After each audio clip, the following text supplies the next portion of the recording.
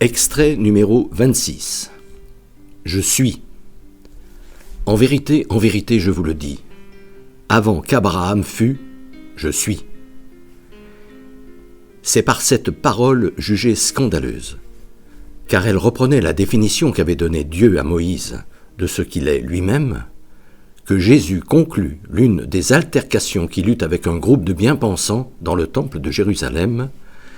Ces derniers se plaisant à comprendre que Jésus prétendait qu'il était Dieu lui-même sur terre, ce qui est évidemment scandaleux et absurde, car indépendamment du fait qu'il affirma toujours le contraire, cela ne cadre même pas avec ce qui devait devenir la croyance que les chrétiens expriment dans leur credo quand ils affirment croire que Jésus est à la fois Dieu et homme. Parce que si, pendant qu'il était sur terre, il avait su qu'il était Dieu, cela voudrait dire qu'il n'était évidemment pas un homme. Mais alors, ne pourrions-nous pas nous approprier ce même « je suis » ?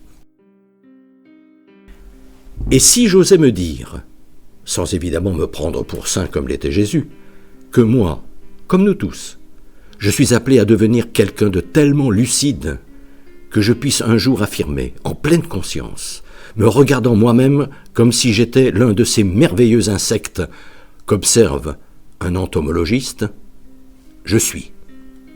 En étant parfaitement conscient que si je m'applique à moi-même ce qu'a écrit Marc, Jésus commença de leur enseigner que le Fils de l'homme devait beaucoup souffrir, être rejeté par les anciens, les grands prêtres et les scribes, être mis à mort et, après 3 jours, ressuscité, qu'il ne va pas m'être facile d'extraire le Fils de l'homme qui est en attente au fond de moi, que cela va me demander beaucoup d'efforts. En plus, que je n'y serai encouragé par aucun de ceux qui détiennent le pouvoir économique, politique ou religieux et autres scientifiques et intellectuels qui, tous, sont pourtant censés détenir la connaissance. Que tout ce beau monde sera complètement insensible à mes attentes profondes, et encore moins intéressé d'y répondre.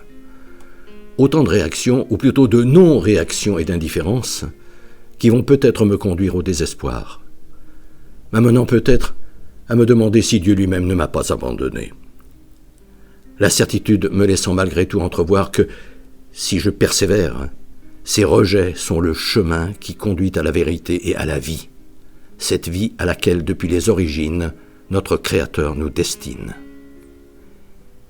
Et de laisser se frayer en moi l'idée qu'un jour, Dieu me fera entrer dans la salle du banquet où il dispense la joie parfaite, et où, avec lui et en lui, je pourrai enfin revêtir l'habit des noces et dire « Je suis ».